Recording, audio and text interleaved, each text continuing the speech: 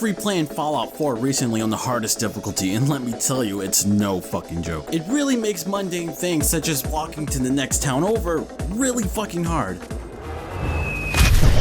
And a lot of little things become a life or death decision. If you come across a legendary, well, anything, you can't even finesse that shit, you better haul ass. You really have to change your playstyle up. For example, when fighting the Mirror Queen, you go from this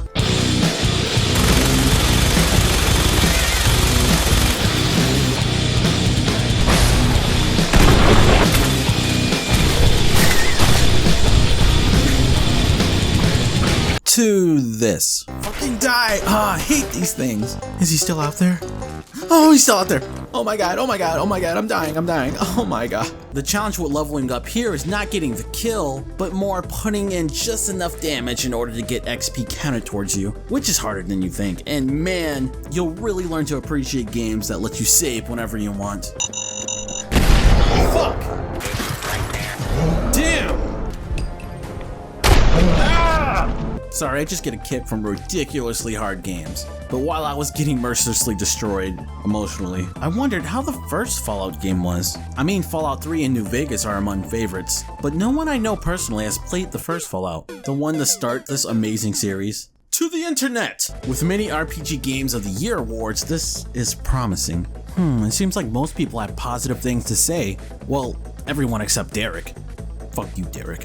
The reviews for, let's call it Fallout 1, are quite impressive to say the least. Then again, so are all other games in the series, so I said, hey, why not play it? In case you didn't know, this game was released on PC in 1997. Holy shit. I honestly thought it'd be like a PS2 title, but this is gonna be a treat. Pre-2000 PC graphics, or heck, all video game graphics, are quite the spectacle. Are you ready to have your mind blown with fucking amazing state-of-the-art 1997 computer graphics?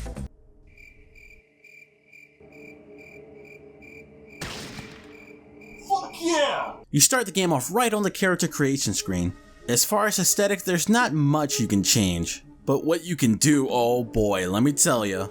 Well, actually, if you played any Fallout game before this, none of this is new to you. Medic, lockpicking, pickpocketing, speech, it's all there. In addition, you get 2 optional traits that work as perks. Like, for example, making yourself better at other things like fighting or one-handed weapons, being a night owl, increasing certain stats only at night, and the ever-classic Bloody Mess, where everybody around you will die in the most bloody and goriest fashion. It's definitely hella fun to watch, and the best eye candy that you'll have in this game. But as a little tip for anyone who hasn't played this, the gifted perk is a must, and well worth it. It increases all stats by 1, and also you'll have a huge penis. Or vagina, I guess, if you're a girl. Whatever. Well, anyways, looks right, I'm ready to... Oh, God. Oh, yeah. 1997 PC graphics. That's right. Anyway, yes, I'm here. So as you should know, the story takes place years after a world war ending and nuclear bombings and such that sent us all back to the Stone Age. Well, kinda. More on that later. Well, I probably shouldn't say that considering there's still futuristic technologies, including power armor and energy weapons and all that other shit, but you should know that already. You're a resident to a vault, Vault 13, and the water purification system is fucked. Yes, F-U-K-T. Fucked. And you're being sent out to find a water chip before the vault runs out of water. Something I find slightly amusing is that you're given a things to do list. And all it says is, get the water chip. In big bold letters covering the whole sheet. Yeah, like I'm gonna forget about, oh cool, a dog. Or, as Angry Joe would put it, give me back my water purification chip. Wait! It. I'll find it right here on this map. Oh, looks like I need some corn. Huh. Maybe I should plant a garden first. Yeah. Ooh, what's over there? But let's back up to the moment before we leave. You have to leave the cave, and how good game design does, this area serves a way to learn the controls and combat system. So optionally, you're supposed to kill the rats, and I have no idea how to, do anything really. Okay, hold on, give me a minute. 1 hour later. Okay, so I got my weapon equipped, and, 2 hours later. Oh, okay, so it is turn-based. I think? 6 hours later. What the fuck, I'm out of ammo. 6.5 hours later. Okay, I figured it out. Check it. You're free to move around most of the time. It's in real time, so to speak. But once an enemy notices you, you'll enter what's sort of a battle mode. You can also activate this ahead of time if you plan the battle. Once in this battle mode, you have a certain amount of AP or action points to do anything within your turn. So if the newest Fallout is the first one you've played, action points play a way more prominent role in the older games than it does now. So you're sent to another vault, Vault 15, to retrieve a water purification chip, but not coming across a little village called Shady Sands. But this is where the game really shines. The amount of freedom you have is unrivaled in this game, at least at the time. You'll explore the world and encounter certain situations, like for example, this gang in this city has really become a problem and needs to be eliminated. Or you can just choose not to. The best way to put it is you have no obligation to not be a dick. As you'll explore the world of Fallout, you'll make friends and you'll make enemies too. How delightful. There's no limit to your party size, so hypothetically you can have 5 allies all at one time, including Dogmeat. I say hypothetically because they tend to die, like, a lot.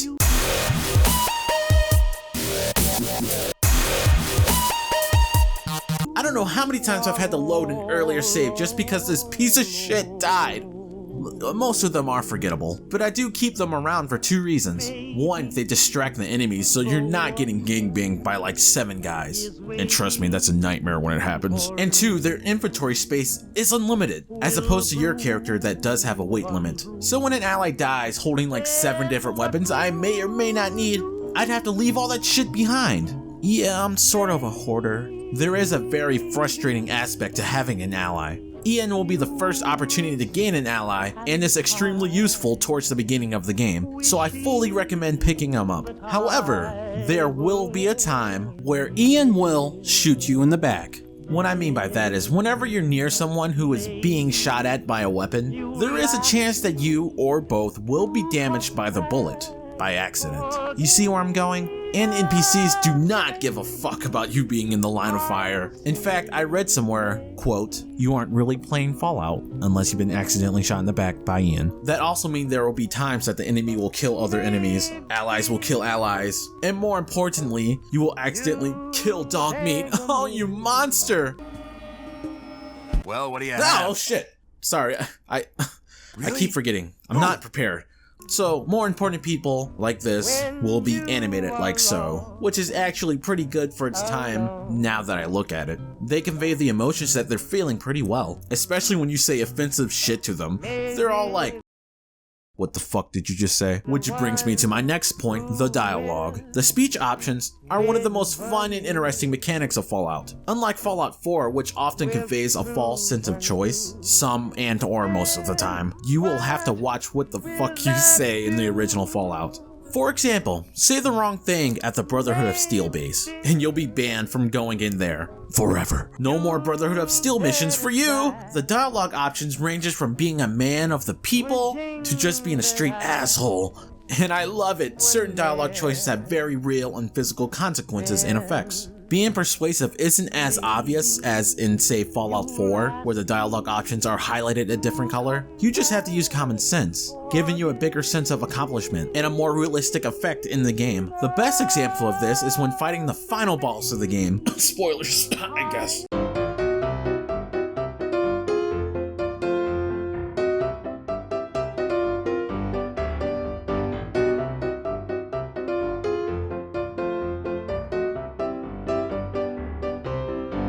Choosing a certain string of dialogue can convince him to abandon his master plan and self-destruct, beating the game. I was actually able to accomplish this the first time without being aware of this option, but more on that later. I found myself very often saving right before important dialogue just to choose the more obscure and offensive options to see their effects and their reactions. I don't know what it is, but I just love seeing asshole as shit. Here's another pointer. Save a lot. I mean, fucking abuse that save button. Fucking violate that save button like the beginning of an SVU episode.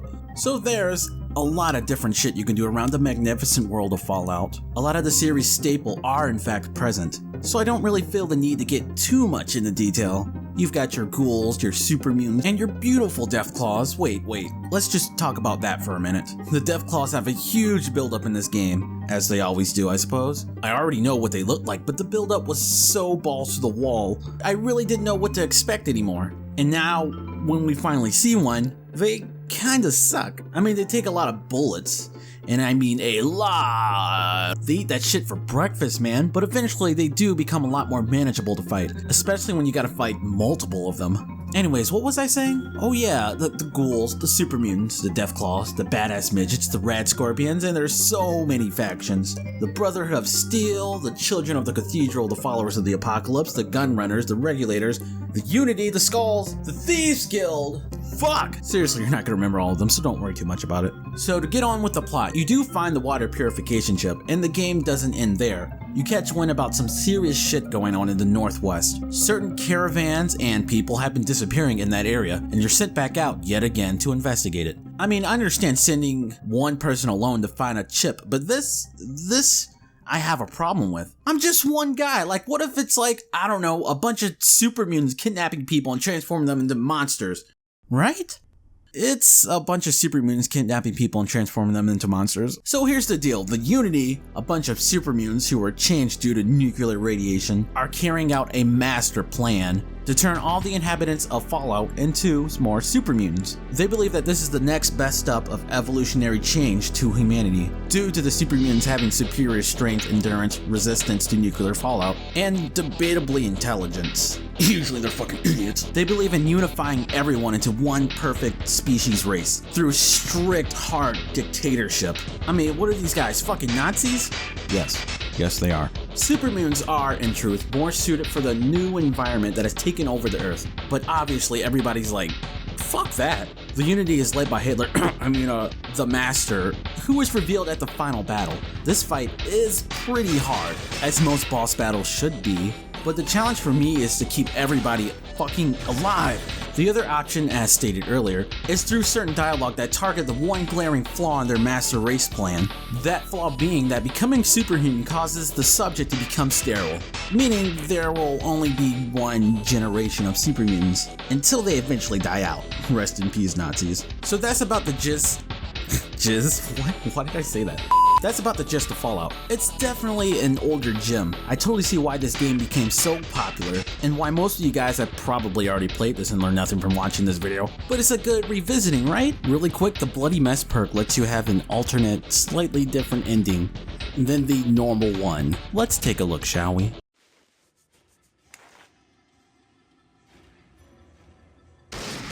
The bigger strength comes in its replayability. It's not a very long game actually, if you know what you're doing, or if you're following a guide like I was. I was not planning on playing Fallout 2 beforehand, or the rest in the series, but now I kinda want to, and who knows, might see another video about it. But until then, I think I'm gonna play this game for a little bit. God damn it, Ian, you fucking asshole! Thank you for watching, everybody. I know it's been a while since I've last uploaded and I apologize, but I'm going right back into it and doing as much as I can, making as many videos as I possibly can. And hopefully you'll forgive me if you're still up there. But hey, I still love making videos and I probably always will be making some, so there's that. If you enjoyed this video, you can give it a like, the cliche thing all YouTubers say. Share it, show a friend, and might mention my name. And also check out these other videos if you like my style of work. I'll do look backs and reviews and top 5s and other whatever videos I feel like making. And hell, give me a suggestion for another video, I'm open for it. Well anyway, stay beautiful out there. Later, babes.